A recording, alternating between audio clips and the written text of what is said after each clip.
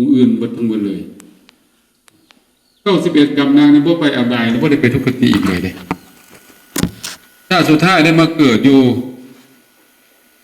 เมืองกบิลพัสก็เป็นเครือญาติของพระพุทธเจ้าเขานี่แหละเกิดกับเจ้าสกยะนามว่าเขมกะเป็นคนที่มีรูปงามทำอิทธิเอิ้นว่านางรูปนันธาแปลว่าผู้มีรูปงามวันนี้ต่อมาเนาะนางแห้งใหญ่ก็แห้งงามเข้าไปอีกผิวพรรณคือคำเนี่ยญาติพี่น้องก็เลยตั้งฉายาใหม่อีกอภิรูปนันธาอภิเข้าไปอีกอภิแปลว่าผู้มีความงามเป็นเลิศหมายความว่าบ่มีผู้ใดในโลกนี้งามกว่านางคนนี้มีรัศมีสีแสงหุ่งเลยยังเมื่อคืนนี้ก็หุ่งด้วยอานุภาพเอาคำมาเนี่ยเป็นยอดโซฟาอันนี้กับไม่ตู้เพื่อกับบ่เป็นคำแท้แต่เป็นสี่คำก็สิพอได้อยู่หรอกเด้อก็สิสีเหลืองอยู่โอ้เสียดายอันนึงเนาะบ่มีคำปิวมาติดเอายาละก็มีคำจังน้อยนึงก็ยังดีได้เนาะ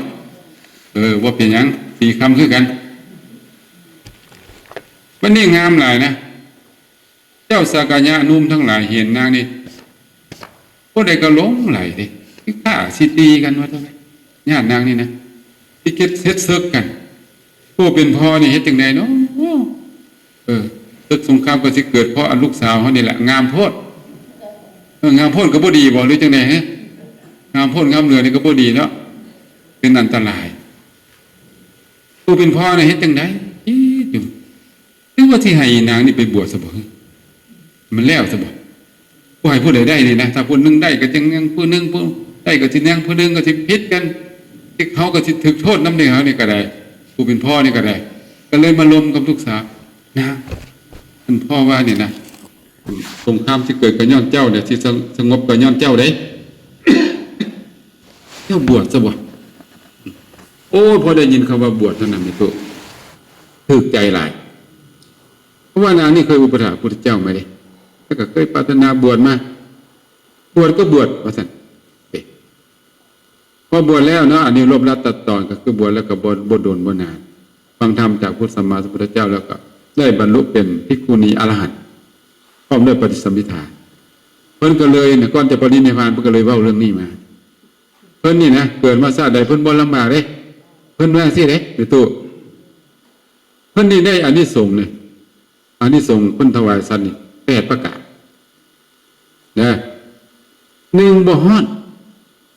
จะนั่งตากแดดก็บ่ฮ้อนเพราะอานิสงส์ในการกั้งห่มในพระเจดีย์ฮะฉะนั้นเนาะเอาถวายเฮ็ดสัตว์เฮ็ดห่มกั้งพระพุทธรูปก็ดีเจดีย์ก็ดีได้เบิดเนาะศาลาก็ดีเมื่อกี้ขอถวายไปแล้วเด้ถวายพระพุทธเจ้าพระธรรมบูชาพระพุทธเจ้าพระธรรมพระอริยสงฆ์เด้เมื่อกี้นี่บูชาไปเลยเด้คือว่าเฮานี่ได้บูชายิ่งใหญ่เด้เนี่ยบางคนนี่เนาะบางทีโอ้ขน้อยอยากเฮ็ดได้บ่เพราะว่ามีพระพุทธรูปนี่นะอยู่ในนี่นะอยู่ในศาลานี่นะเอาสิเฮ็ดโฮมนี่นะแม่ตู้เอาผ้าก็ได้เอาหยังก็ได้เฮ็ดกั้งเพิ่นอีกเท่านึงก็อันนี้ก็เป็นก็ได้คือกันเด้อสิแนะนำให้บ่ฮ้อนนี่นะยามฮ้อนก็บ่ฮ้อนเย็นสบายเพื่ออนุภาพตัวนี้ยามหนาวบัดนี้นะยามหนาวก็บ่ฮ้อนเย็นสบายยามฮ้อนเย็นยามหนาวอุ่นเนาะมันจังถึงเนาะเมื่อกี้นี่ยามหนาวแล้วเย็นมันก็บ่แม่นแล้วว่าผิดแล้ว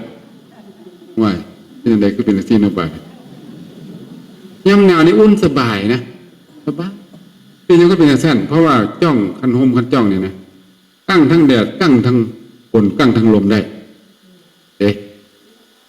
แล้วก็นี่ผิวพรรณของนางนี่นะงดงามคือสีคำบริสุทธิ์บ่มีขี้แมงวันบ่มีหยังจังได๋ล่ะบริสุทธิ์คือไข่ปอกนี่นะบริสุทธิ์มีรัศมีสีแสงแล้วก็ขอต่อมาเนาะแต่ขอที่เท่าไหร่เราพวกนี้ก็ลืมนับแม้แต่ฝุ่นก็จัดผิวละเอียดฝุ่นบ่จับฝุ่นนี่บ่จับเลยฝุ่นนี่นะบ่มีเหือบ่มีใครพอเราบ่ฮ้อนบ่หนาวเดี๋ยวเราพอดี เราจะเป็นยังไงอันบุญอันที่สงก็ได้บ่ฮ้อนบ่หนาวบ่มีเหี่ยวบ่มีไข้บ่มีหยังเลยสบายหมู่ฮ้อนสิตายแล้วก็เสือหมู่หนาวสิตายแล้วก็เสืออยู่มื้อนี้นี่ต่อมาเนาะบ่มีภัยอันตรายภัยอันตรายจากมนุษย์จากอมนุษย์จากคนจากสัตว์จากต่างๆนี่จะบ่มีผู้ใดเบียดเบียนนางนี้ได้เพราะด้วยอานุภาพห่มคันท่อมป้องกันแดดลมให้พุทธเจ้านี่และบ่มีความเสนียดจังไห้เข้ามาในชีวิตไม่ว่าเจ็บไข้ได้ป่วยมีเคราะห์มีเข็ญมีเวรมีภัยต่างๆนานาจะบ่มีปรากฏแก่นางนี้เพราะต่อมาจะเป็นคนที่ไปทางใดนะจะมีคนเคารพนับถือบูชาเกิดในตระกูลสูงนางคนนี้เกิดในตระกูลกษัตริย์กับตระกูลเศรษฐีเท่านั้นแล้วก็ไปอยู่สวรรค์กับมนุษย์กับมนุษย์เป็นลูกเศรษฐีเป็นลูกเจ้าพญามหากษัตริย์เท่านั้นจะเกิดในตระกูลสูงแล้วก็มีคนสักการะบูชาเคารพยำเกรงไปทางไหนก็ดีมนุษย์ก็ดีเทวดาก็ดีบางคนก็ดีต้องสักการะบูชามีอำนาจวาสนายิ่งใหญ่ไปบุญอีดีแล้ววันนี้เนี่ยข้อสุดท้ายเนาะเป็นคนมีอัธยาศัยกว้างขวาง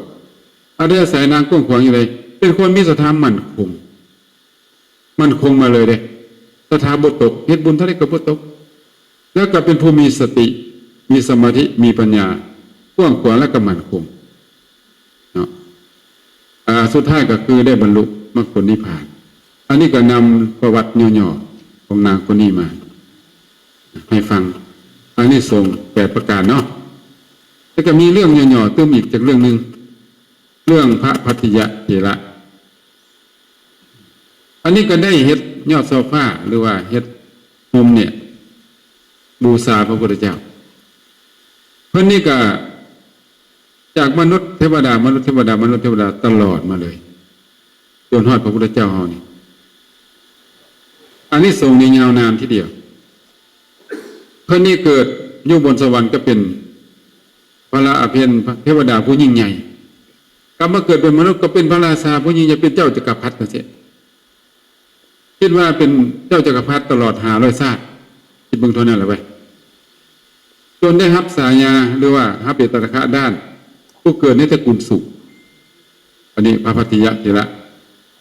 และการสุดท้ายก็ได้บรรลุพระอรหันต์พร้อมโดยปฏิสัมภิทาญาณสรุปแล้วเนาะเอาว่าง่ายๆสรุปเลยก็จะได้มนุษย์สมบัติสวรรค์สมบัตินิพพานสมบัตินั่นเองเกิดตระกูลสูงมีผู้มีผิวพรรณวรรณะบ่ฮ้อนบ่หนาวเป็นต้นก็ขอเจ้าภาพเจ้าศรัทธาที่ได้ร่วม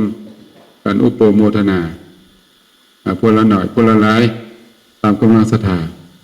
ร่วมกันออกมาเป็นยอดโซฟา7ยอดอานิสงส์ก็เพราะคุณ7ที่เนาะแม่นบ่ล่ะเห็นยอดเดียวก็ได้สำนักแล้วคุณ7เขาเป็นจังได๋นะเอาผู้ที่บ่ได้ร่วมนี่อนุโมทนาสาธุได้บุญนำเพิ่นบ่ได้ฉะนั้นเรียบร้อยแล้วเมื่อกี้นี่นะก็ได้แบ่งบุญให้แม่ตู้เพิ่นแบ่งเติมอีกก็ได้เนาะเพิ่นเป็นเจ้าภาพกาขออนุโมทนาสาธุให้บุญค้ำบุญสู่ให้ทุกท่านทุกคนอยู่เย็นเป็นสุขทั้งกายทั้งใจเกิดมาชาติใดก็บ่ให้ทุกข์ให้ร้อนให้อยู่ซุ่มอยู่เย็นเป็นสุขในกาลทุกเมื่อบ่ทุกข์ให้ชินใจบ่เป็นคนกำพร้าอนาถาบ่เป็นคนทุกข์ยากปากหมองเป็นคนห่างคนมีโภคะสมบัติบริวารสมบัติเกิดมาในที่ทุกสถานการณ์ทุกเมื่อให้มีลาภยศสรรเสริญให้มีความสุขให้มีอายุวรรณะสุขะพละเป็นปัจจัยได้มนุษย์สมบัติสวรรค์สมบัตินิพพานสมบัติในที่สุดท้ายขอให้ท่านนั้นเป็นคนมีศรัทธามั่นคงมีสติมีสมาธิมีปัญญาสามารถผู้แจ้งแทงตลอดพระธรรมคำสอนของพระสัมมาสัมพุทธเจ้าแล้วก็นำตัวในพ้นทุกข์เติมสุขอันไพบูลย์คือมรรคผลนิพพานเมื่อสุทานสุขผลด้วยเถิดสาธุสา